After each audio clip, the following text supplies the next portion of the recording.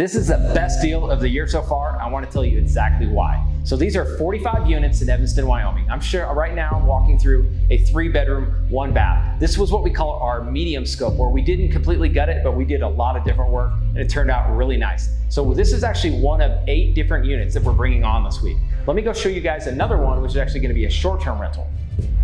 Now, before I explain this STR unit, I want to explain the layout of the asset. So you can see here, we have 8 different buildings out here housing our 45 different units, a ton of parking, which makes this very desirable. So now let's kind of walk through and show you guys what one of our short-term units looks like.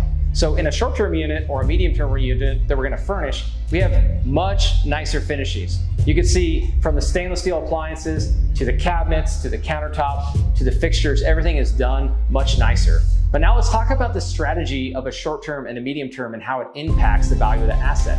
So when you look at a long-term rental versus a short or medium-term, you'll often maybe double, if not triple your rents. So what is that going to do? That's going to increase the total revenue that you're gaining, and it's also ultimately going to increase your profitability.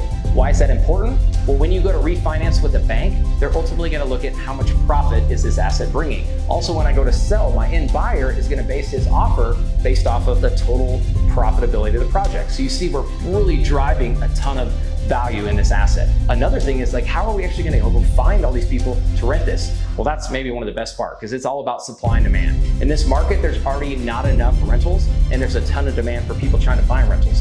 Well, on top of that, there's this nuclear plant going 60 miles up the road.